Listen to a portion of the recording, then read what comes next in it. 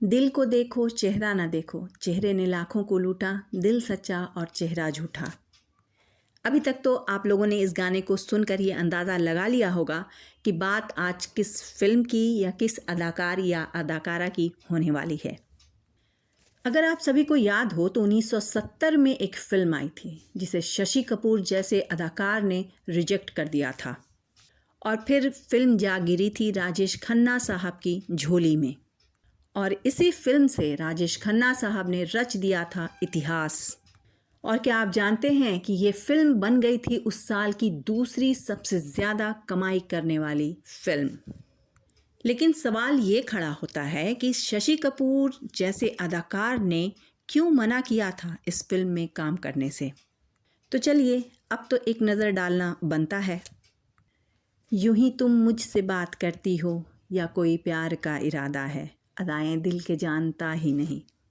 इस गाने में राजेश खन्ना और मुमताज़ ने कमाल कर दिया था। राजेश खन्ना बॉलीवुड के पहले सुपरस्टार कहे जाते हैं। वह 1970 के दशक में हिंदी फिल्म इंडस्ट्री पर राज करते थे और इसमें कोई शक नहीं है कि राजेश खन्ना साहब 1970s के दशक में हिंदी फिल्म इंडस्ट्री में राज किया करते थे। उनकी फिल्में बॉक्स ऑफिस पर धमाल मचाने की गारंटी मानी जाती थी। इसी दौरान राजेश खन्ना को एक ऐसी फिल्म में रोल का ऑफर मिला जो पहले शशि कपूर को ऑफर किया गया था, लेकिन शशि कपूर साहब ने इस फिल्म को करने से इनकार कर दिया था और इसी के बाद ये फिल्म जाकर गिरी राजेश खन्ना साहब की झोली में। यानी राजेश खन्ना साहब ने इस फिल्म को किया। ये फिल्म काफ़ी बड़ी हिट हुई थी और 1970 में यानी आज से 55 साल पहले बॉक्स ऑफिस पर सनसनी मचा दी थी इस फिल्म ने। आप सभी जानते ही होंगे कि इस फिल्म में राजेश खन्ना साहब ने नायक और खलनायक दोनों की ही दोहरी भूमिका निभाई थी और इस फिल्म की अदाकारा तो मुमताज़ थी ही। फिल्म में मुमताज़ के साथ उनकी जोड़ी हिट रही और स्क्रीन पर उनकी केमिस्ट्री को खूब सराहा गया था और ये फिल्म थी सच्चा झूठा। आज जो वीडियो बन रहा है इसकी दिलचस्प बात यह है कि इस फिल्म के लिए पहले शशि कपूर को चुना गया था, लेकिन वो मुमताज़ के साथ काम करना नहीं चाहते थे, इसलिए उन्होंने इस फिल्म में काम करने से इनकार कर दिया। लेकिन सवाल ये उठता है कि शशि कपूर जैसे अदाकार ने मुमताज़ जैसी अदाकारा के साथ काम करने से इनकार क्यों किया। दरअसल मुमताज़ उस वक्त कई बी ग्रेड स्टंट फिल्मों में काम किया करती थीं और उनके मुख्य अदाकार हुआ करते थे उन फिल्मों के दारा सिंह। यही वो वजह थी जिसकी वजह से शशि कपूर साहब मुमताज़ के साथ काम नहीं करना चाहते थे और नतीजतन यह फिल्म राजेश खन्ना साहब को ऑफ़र की गई, जिन्होंने इस फिल्म के साथ बॉक्स ऑफिस पर इतिहास रच दिया। मेरी प्यारी बहनियाँ बनेगी दुल्हनिया, सच के आएंगे दूल्हे राजा, भैया राजा बजाएगा बाजा। ये फिल्म अपने गानों की वजह से भी काफ़ी मशहूर रही। रफ़ी साहब, लता मंगेशकर, आशा भोसले, किशोर दा, ये सारे के सारे बेहतरीन गायक इस फिल्म में अपनी आवाज़ देते हुए नज़र आए थे।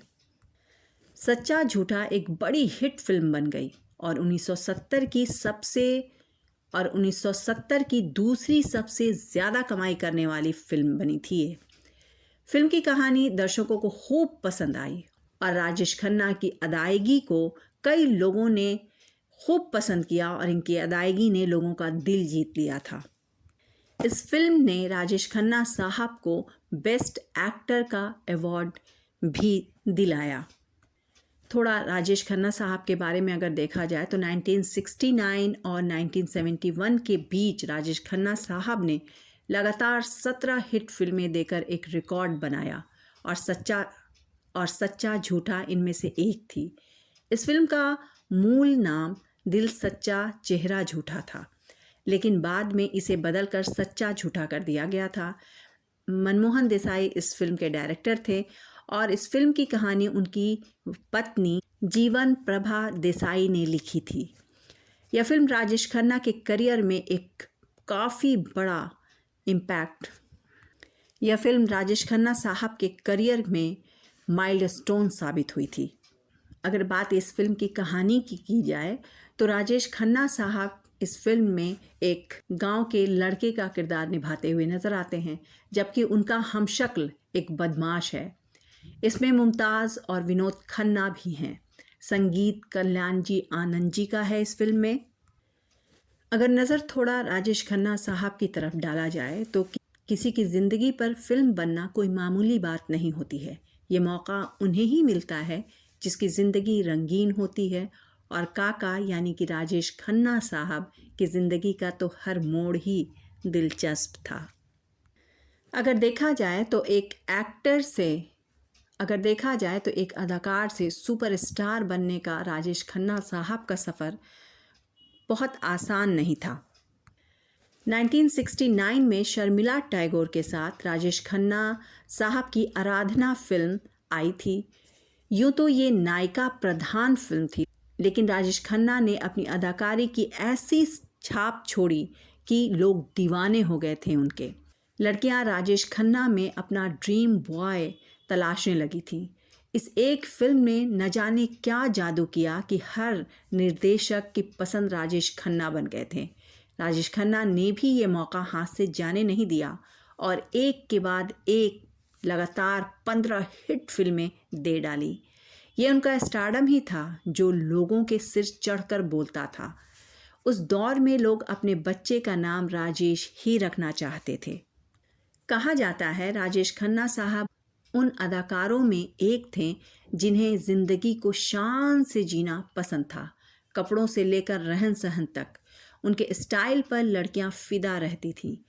कहते हैं उनकी कार तक को लड़कियां चूम लिया करती थीं। कहने वाले तो यहाँ तक कहते हैं कि ऐसा स्टारडम हिंदी सिनेमा में आज तक किसी और अदाकार के लिए देखने को नहीं मिला है। राजेश खन्ना साहब का करियर जितनी बुलंदियों पर रहा, उनकी निजी ज़िंदगी उतार चढ़ाव से भरी रही।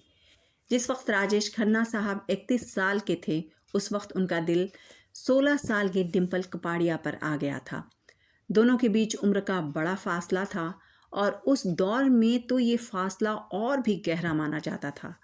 लेकिन ज़माना की परवाह को छोड़कर राजेश खन्ना ने डिम्पल कपाड़िया का हाथ थाम लिया और करियर को ताक पर रखकर डिम्पल भी राजेश खन्ना की हो गई।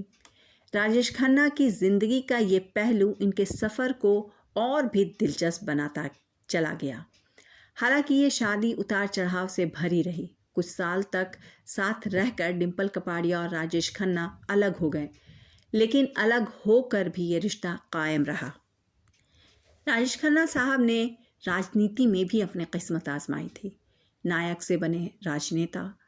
यूँ तो फिल्मी दुनिया और राजनीति का आपस में ज़्यादा लेना देना नहीं है, लेकिन राजेश खन्ना ने अपनी किस्मत यहाँ भी आजमाई। नई दिल्ली लोकसभा सीट से राजेश खन्ना सांसद रहे। उन्होंने कांग्रेस पार्टी का दामन थामा था। हालांकि कुछ साल बाद उन्हें राजनीति को अलविदा कहना पड़ा। यूँ तो राजेश खन्ना साहब की ज़िंदगी का हर पन्ना रोमांच से भरा हुआ है, लेकिन इन कुछ जानकारियों में उनकी ज़िंदगी का सार निहित है। आते जाते खूबसूरत आवारा सड़कों पे कभी कभी इत्तेफाक से कितने अनजान लोग मिल जाते हैं, उनमें से कुछ याद रह जाते हैं, कुछ भूल जाते हैं। तो ये थी दिलचस्प कहानी फिल्म सच्चा झूठा की और राजेश खन्ना साहब के कुछ पहलुओं की और राजेश खन्ना साहब के ज़िंदगी की कुछ पहलुओं की। मैं नीला अफरोज़ आप सभी से मिलूँगी यहीं पर, बस थोड़े इंतज़ार के बाद कुछ नए लेकिन पुराने किस्से के साथ।